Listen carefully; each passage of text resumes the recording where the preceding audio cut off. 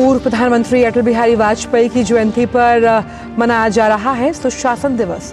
राष्ट्रपति, उपराष्ट्रपति और प्रधानमंत्री ने सदैव अटल पर पुष्पांजलि की अर्पित। संविधान सदन के केंद्रीय कक्ष में भी श्रद्धा सुमन किए गए अर्पित।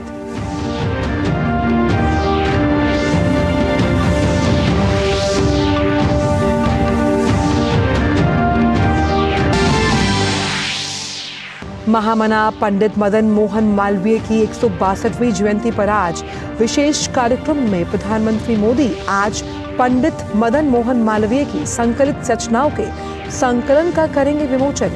11 खंडों की होगी प्रथम श्रृंखला।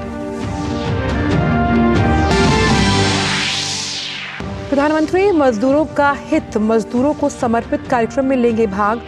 हुकुमचंद मिल के श्रमिकों को सौंपेंगे बकाये चेक। पीएम खरगोन जिले में 60 मेगावाट के सौर ऊर्जा संयंत्र की भी रखेंगे आधारशिला। विदेश मंत्री डॉक्टर एस जयशंकर आज से रूस के 5 दिवसीय दौरे पर। दोनों देशों के बीच द्विपक्षीय संबंधों के विभिन्न पहलुओं पर होगी चर्चा।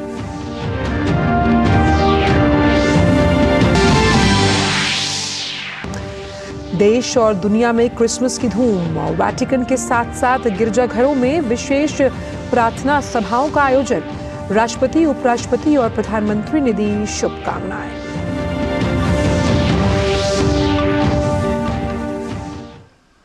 नमस्कार, आप देख रहे हैं टीटी न्यूज। मैं हूं आंचल गुलाटी गुम्बर। जानते हैं इन सभी खबरों को विस्तार के साथ। देश के पूर्व प्रधानमंत्री और भारत रत्न अटल बिहारी वाजपेयी की आज जन्म जयंती है और राष्ट्रपति द्रौपदी मुर्मू ने सदैव अटल पर पहुंचकर पूर्व प्रधानमंत्री और भारत रत्न अटल बिहारी वाजपेयी को उनकी 99वीं जयंती पर पुष्पांजलि अर्पित की।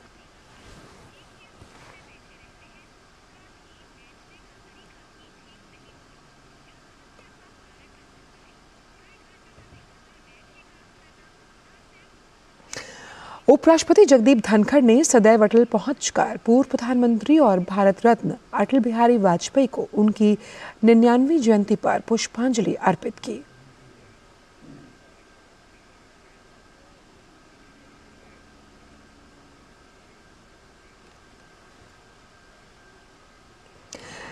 प्रधानमंत्री नरेंद्र मोदी ने सदैव अटल पहुंचकर पूर्व प्रधानमंत्री और भारत रत्न अटल बिहारी वाजपेयी जी को उनकी 99वीं जयंती पर पुष्पांजलि अर्पित की।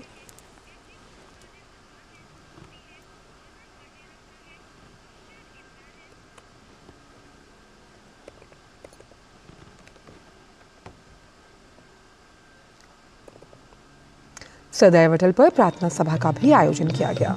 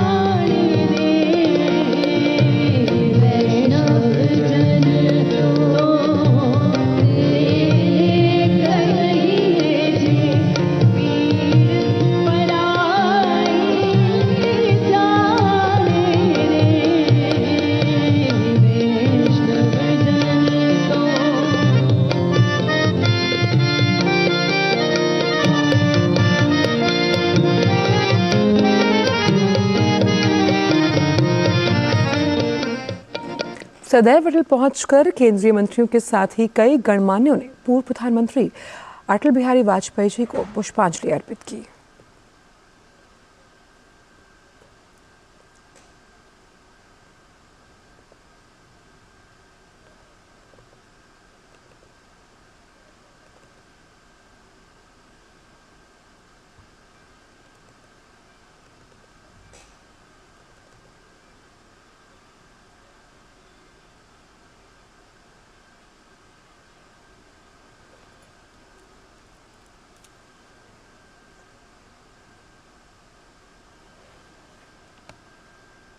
संविधान सदन के केंद्रीय कक्ष में भी पूर्व प्रधानमंत्री और भारत रत्न अटल बिहारी वाजपेयी को उनकी 99वीं जयंती पर श्रद्धांजलि अर्पित की गई। प्रधानमंत्री, लोकसभा अध्यक्ष ओम बिरला, राज्यसभा के उप सभापति हरिवंश, रक्षा मंत्री राजनाथ सिंह, भाजपा अध्यक्ष जेपी नड्डा समेत कई गणमान्य व्यक्तियों ने उनकी तस्वीर पर पुष्प अर्पित किए।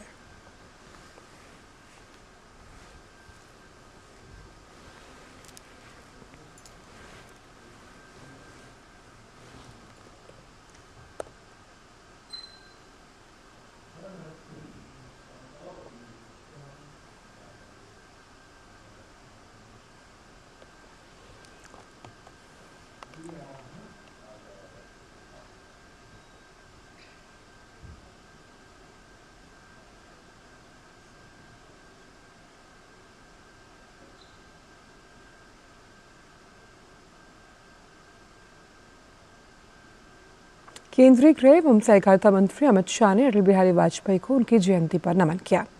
अमित शाह ने एक्स पर लिखा, पूर्व प्रधानमंत्री श्रद्धेय अटल बिहारी वाजपेयी जी की जयंती पर उनका स्मरण कर उन्हें नमन करता हूं। अटल जी ने निस्वार्थ भाव से देश और समाज की सेवा की और भाजपा की स्थापना के माध्यम से देश में राष्ट्रवादी राजनीति को नई दिशा दी। जहां एक ओर उन्होंने परमाणु परीक्षण और करगिल युद्ध में विश्व को उभरते भारत की शक्ति का एहसास करवाया, तो वहीं दूसरी ओर देश में सुशासन की परिकल्पना को चरितार्थ किया। उनके विराट योगदान को देश हमेशा याद रखेगा।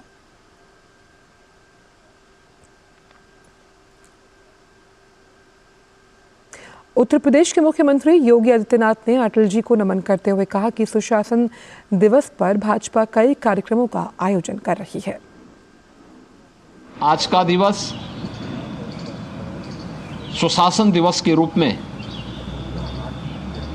भारतीय जनता पार्टी भी और सरकारें भी आयोजित कर रही हैं, सदैव अटल जी का स्मरण कर रही हैं और जिन मूल्यों और जिन आदर्शों के लिए सदैव अटल जी ने अपना जीवन जिया था, उन मूल्यों और उन आदर्शों के प्रति पूरी प्रतिबद्धता के साथ लग करके कार्य करने का संकल्प भी ले रही है। कृतज्ञ राष्ट्र आज देश के पूर्व प्रधानमंत्री और भारत रत्न अटल बिहारी वाजपेयी को उनकी जयंती पर नमन कर रहा है। अटल जी की जयंती को आज देश भर में सुशासन दिवस के रूप में मनाया जा रहा है। वाजपेयी जी का जन्म 25 दिसंबर 1924 को मध्य प्रदेश के ग्वालियर में रहने वाले एक विनम्र स्कूल शिक्षक के परिवार में हुआ। अटल जी राजनीति के क्षेत्र में 4 दशकों तक सक्रिय रहे। पेश है इससे जुड़ी हमारी ये खास रिपोर्ट। 25 दिसंबर 1924 को मध्य प्रदेश के ग्वालियर में जन्म हुआ था अटल बिहारी वाजपेयी का। अटल बिहारी वाजपेयी जैसा विशाल व्यक्तित्व उम्र के नंबरों से कहीं परे और विराट है। उनका राजनीतिक सफर 4 दशक से ज्यादा का रहा। नेतृत्व क्षमता ऐसी जिसमें भाजपा ने 2 लोकसभा सीटों से शुरुआत कर केंद्रीय सत्ता हासिल की। साल 1984 में भाजपा को लोकसभा में 2 सीट ही हासिल हुई थी, जिसमें अटल बिहारी वाजपेयी ग्वालियर सीट से खुद चुनाव हार गए थे। लेकिन साल 1999 में वाजपेयी के ही नेतृत्व में देश में एक गठबंधन सरकार बनी। वे पहले ऐसे गैर कांग्रेसी प्रधानमंत्री बने जिसने अपना कार्यकाल पूरा किया। उनकी सहज स्वीकार्यता इतनी थी कि विपक्षी भी उनके मुरीद थे। दुनिया का इतिहास पूछता रोम कहाँ यूनान कहाँ है, घर घर में सुबह अग्नि जलाता वह उन्नत ईरान कहाँ है।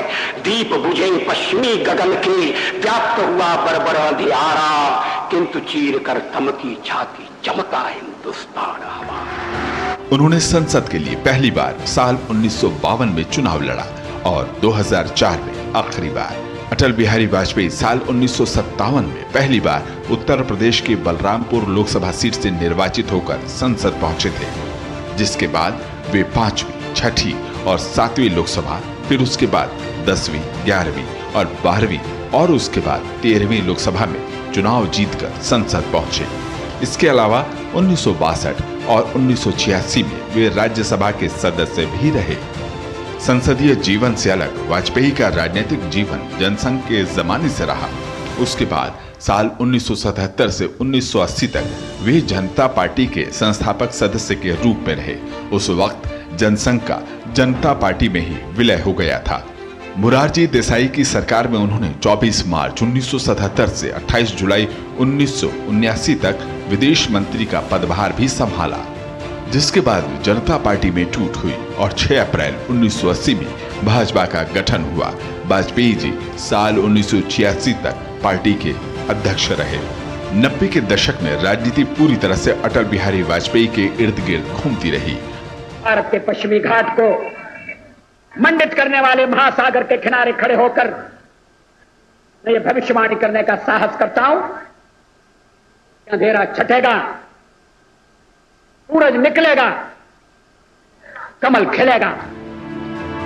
पहले लोकसभा में नेता प्रतिपक्ष, उसके बाद साल 1996 में पहली बार प्रधानमंत्री के रूप में शपथ ली। हालांकि उनकी सरकार विश्वास मत हासिल नहीं कर सकी और 13 दिन में ही गिर गई। अभी थोड़ी देर पहले मैंने उल्लेख किया कि मैं 40 साल से सदन का सदस्य हूं। सदस्यों ने मेरा व्यवहार देखा है, मेरा आचरण देखा है। जनता दल के मित्रों के साथ मैं सत्ता में भी रहा हूं। कभी हम सत्ता के लोभ से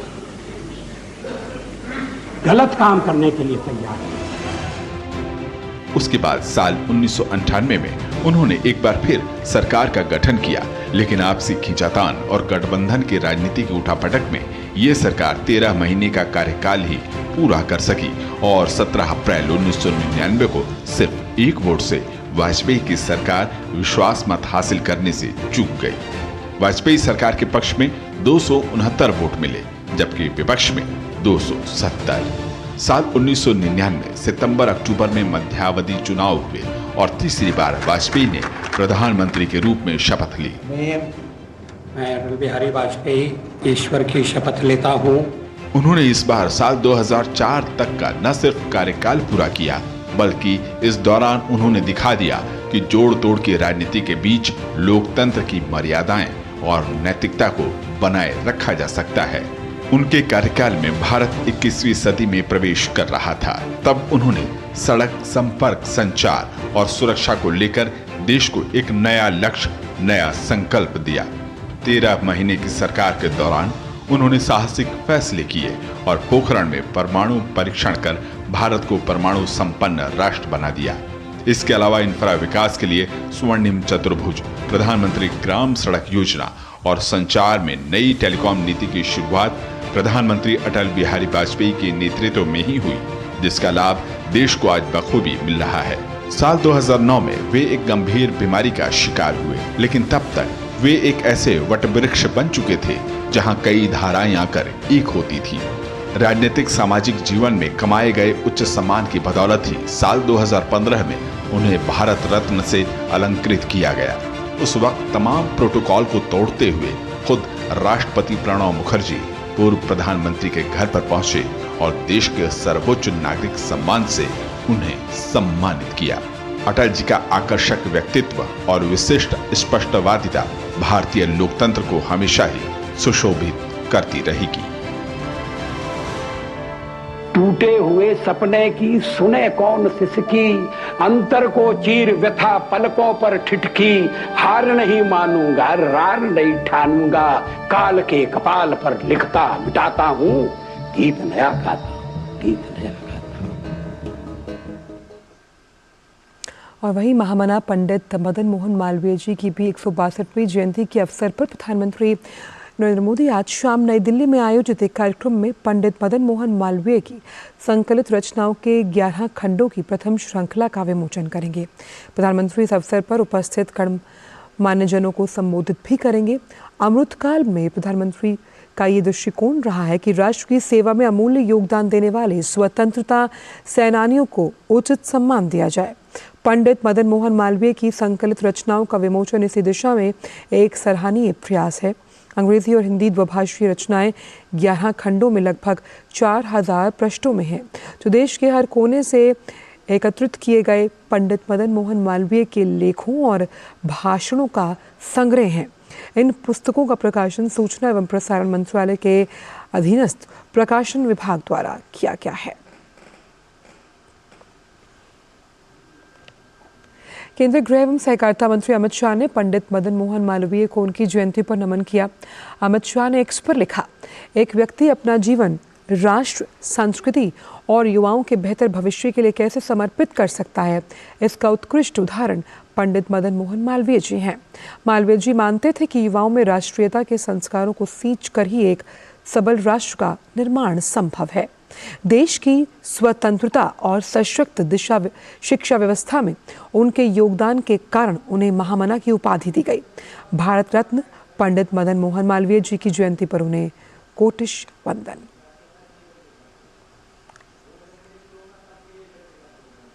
और महामना की जीवनी से जुड़ी पेश है ये खास रिपोर्ट।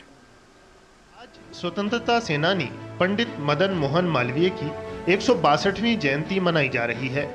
उनका जन्म 25 दिसंबर 1861 को उत्तर प्रदेश के इलाहाबाद में हुआ था। पंडित मदन मोहन मालवीय एक महान शिक्षाविद, बेहतरीन वक्ता और एक प्रसिद्ध राष्ट्रीय नेता थे। उनके योगदान के चलते महात्मा गांधी ने उन्हें महामना की उपाधि दी थी और भारत के दूसरे राष्ट्रपति डॉक्टर एस राधाकृष्णन ने उन्हें कर्मयोगी का दर्जा दिया था। उन्होंने स्वतंत्रता संग्राम के आंदोलनों और आर्थिक व सामाजिक विकास से जुड़ी विभिन्न गतिविधियों में हिस्सा लिया। वो गोपाल कृष्ण गोखले और बाल गंगाधर तिलक दोनों के ही अनुयायी थे। इसी वजह से उन्हें आज़ादी की लड़ाई के दौरान उदारवादी और राष्ट्रवादी दोनों विचारधाराओं का नेता माना जाता है। उन्होंने महात्मा गांधी के नमक सत्याग्रह और सविनय अवज्ञा आंदोलन में जमकर हिस्सा लिया। इन आंदोलनों में उनकी इसी सक्रियता की वजह से वो गिरफ्तार भी हुए। उन्हें 1909, 1918, 1932 और 1933 में कांग्रेस कमेटी का अध्यक्ष चुना गया। पंडित मदन मोहन मालवीय एक सफल समाज सुधारक और नीति निर्माता थे। उनको गिरमिटिया मजदूरी प्रथा को समाप्त करने में उनकी भूमिका के लिए भी याद किया जाता है। हरिद्वार के भीमगोड़ा में गंगा के प्रवाह को प्रभावित करने वाली ब्रिटिश सरकार की नीतियों के चलते उन्होंने 1905 में गंगा महासभा की स्थापना की। उन्होंने 1909 से 1920 के बीच 11 वर्ष तक इंपीरियल लेजिस्लेटिव काउंसिल के सदस्य के रूप में काम किया। उन्होंने मुंडकोपनिषद के महावाक्य सत्यमेव जयते को लोकप्रिय बनाया। अब ये भारत का राष्ट्रीय आदर्श वाक्य है। उनके प्रयासों के चलते ही देवनागरी लिपि को ब्रिटिश भारतीय अदालतों में पेश किया गया। मदन मोहन मालवीय एक प्रख्यात वकील भी थे। उन्होंने चौरी चौरा कांड में 170 भारतीयों को हुई फांसी की सजा के मामले में 151 लोगों को फांसी के फंदे से छुड़ा लिया था। उन्होंने 1915 में हिंदू महासभा की स्थापना में भी महत्वपूर्ण भूमिका निभाई थी। इसके बाद 1916 में मदन मोहन मालवीय ने बनारस हिंदू विश्वविद्यालय की स्थापना की। एक पत्रकार के रूप में वो हिंदुस्तान और इंडियन यूनियन जैसे समाचार पत्रों के संपादक रहे। उन्होंने अभ्युदय, मर्यादा और लीडर जैसी पत्र पत्रिकाओं की शुरुआत भी की। 12 नवंबर 1946 को 84 वर्ष की आयु में पंडित मदन मोहन मालवीय का निधन हो गया। 2014 में उन्हें देश के सर्वोच्च नागरिक सम्मान भारत रत्न से सम्मानित किया गया। 2016 में भारतीय रेलवे ने पंडित मदन मोहन मालवीय के सम्मान में वाराणसी नई दिल्ली महामना एक्सप्रेस की शुरुआत की। Bureau report, DD news. प्रधानमंत्री नरेंद्र मोदी आज मजदूरों का हित मजदूरों को समर्पित कार्यक्रम में भाग लेंगे और वीडियो कॉन्फ्रेंसिंग के माध्यम से हुकुमचंद मिल इंदौर के श्रमिकों के बकाये से संबंधित लगभग 224 करोड़ रुपए का चेक हुकुमचंद मिल के आधिकारिक परिसमापक और श्रमिक संघ के प्रमुखों को सौंपेंगे। ये कार्यक्रम हुकुमचंद मिल श्रमिकों की लंबित मांगों के समाधान का प्रतीक होगा। इस अवसर पर प्रधानमंत्री जन समूह को भी संबोधित करेंगे। कार्यक्रम के दौरान प्रधानमंत्री इंदौर नगर निगम द्वारा खरगोन जिले के ग्राम समराज और आशुखेड़ी में स्थापित किए जा रहे 60 मेगावाट के सौर ऊर्जा संयंत्र की आधारशिला भी रखने वाले हैं। 308 करोड़ रुपए की लागत से बन रहे नए सौर ऊर्जा संयंत्र की स्थापना से इंदौर नगर निगम को बिजली बिल में प्रति महीने लगभग 4 करोड़ रुपए की बचत होने की संभावना है। सोलर प्लांट के निर्माण के लिए दी जाने वाली धनराशि के लिए इंदौर नगर निगम ने 244 करोड़ रुपयों के ग्रीन बॉन्ड जारी किए थे। ये ग्रीन बॉन्ड जारी करने वाला देश का पहला शहरी निकाय बन गया। इसे अभूतपूर्व प्रतिक्रिया मिली क्योंकि 29 राज्यों के लोगों ने लगभग 720 करोड़ रुपए के मूल्यों के साथ इसकी सदस्यता ली। जो जारी किए गए प्रारंभिक मूल्य का लगभग 3 गुना था। खबर मध्य प्रदेश से, जहां नवगठित डॉक्टर मोहन यादव मंत्रिमंडल का विस्तार आज होने जा रहा है। नए मंत्रियों को राज्यपाल मंगूभाई पटेल राजभवन में दोपहर बाद पद और गोपनीयता की शपथ दिलाएंगे। मोहन यादव ने शपथ लेने वाले मंत्रियों की लिस्ट राज्यपाल को सौंप दी है। डॉक्टर यादव ने 13 दिसंबर को मुख्यमंत्री पद की शपथ ली थी।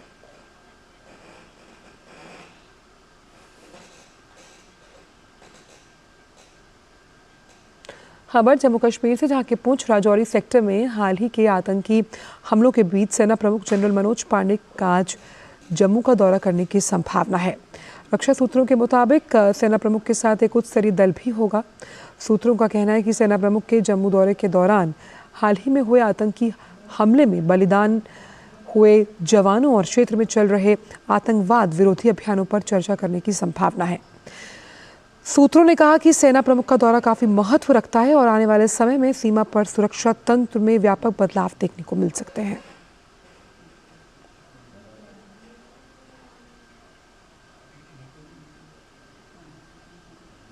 विदेश मंत्री डॉक्टर एस जयशंकर विभिन्न द्विपक्षीय वैश्विक मुद्दों पर चर्चा करने के लिए आज रूस की 5 दिवसीय यात्रा पर होंगे।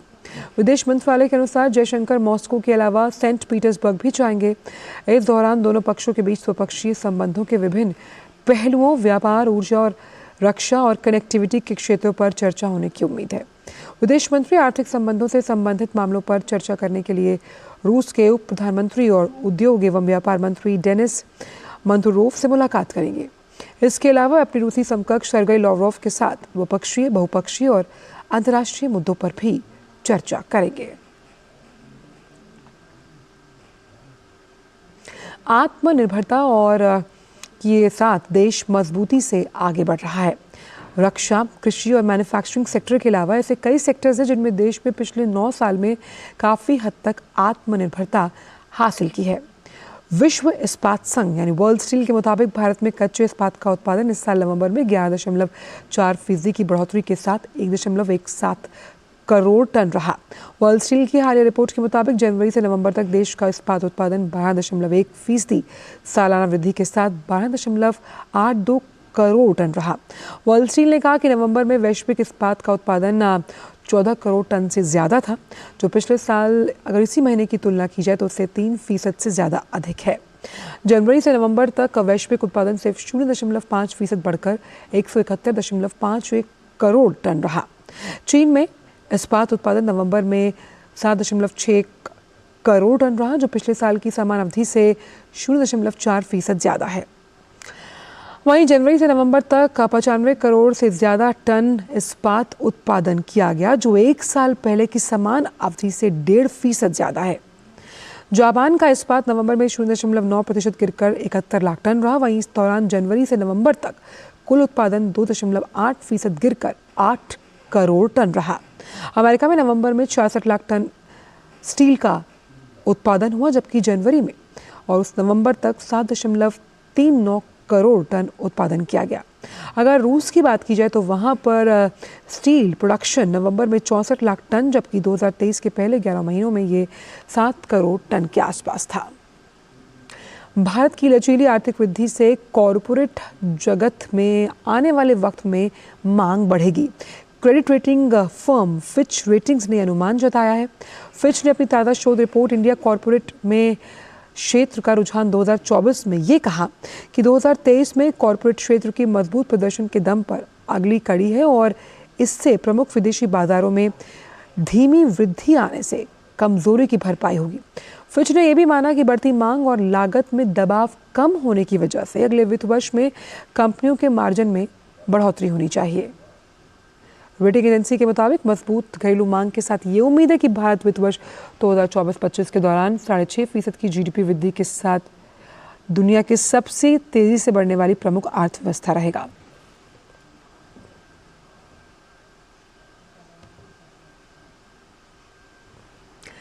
आज 25 दिसंबर को पूरी दुनिया क्रिसमस का पर्व मना रही है।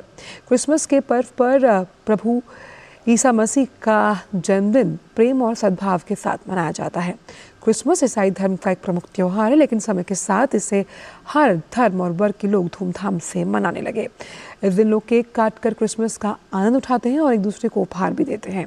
इस पर्व में केक और गिफ्ट के अलावा एक और विशेष चीज़ का महत्व होता है, वह है क्रिसमस ट्री। क्रिसमस के पर्व पर लोग अपने घरों में क्रिसमस ट्री लगाते हैं।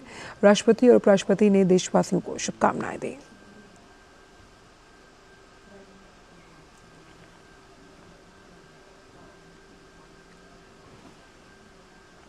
आज दुनिया भर में क्रिसमस का त्यौहार धूमधाम से मनाया जा रहा है। क्रिसमस की पूर्व संध्या पर पोप फ्रांसिस ने गाजा में चल रहे संघर्ष को लेकर अफसोस जताया। उन्होंने कहा कि यीशु ने शांति का संदेश इसी सरजमीं पर दिया था और आज युद्ध के निरर्थक तर्क के कारण ये संदेश दम तोड़ रहा है। पोप फ्रांसिस ने वेटिकन सिटी में क्रिसमस ईव मास की अध्यक्षता की और अपने उपदेश में पवित्र भूमि पर चल रहे संघर्ष के बारे में बात की। उन्होंने कहा कि आज रात हमारा दिल बेथलहम में है, जहां शांति की ज़रूरत है। पोप फ्रांसिस ने कहा कि क्रिसमस का असली संदेश शांति और प्रेम है। उन्होंने लोगों से आग्रह किया कि सांसारिक सफलता और उपभोक्तावाद से ग्रस्त ना हो। क्रिसमस के मौके पर गुलजार रहने वाला ईसा मसीह का जन्मस्थान बेथलहम में इस बार सन्नाटा है। यह स्थिति इजराइल हमास के जारी युद्ध की वजह से है। यहाँ तक जिस मांगेर स्क्वायर पर क्रिसमस ट्री बनाया जाता था और नज़दीक लगे पेड़ों को सजाया जाता था, वहाँ क्रिसमस ट्री और सजावट नदारद है।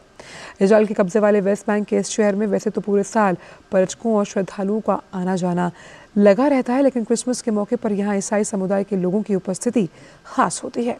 क्रिसमस के मौके पर यहाँ तमाम विदेशी आते हैं। इनमें युवाओं की संख्या ज़्यादा होती है। वे बैंड के साथ बेथलहम की सड़कों पर मार्च करते हुए अपनी खुशियाँ प्रदर्शित करते हैं, लेकिन इस बार सुनसान सड़कों पर फिलिस्तीनी प्राधिकार के सुरक्षाकर्मी ही गश्त लगाते हुए नजर आ रहे हैं।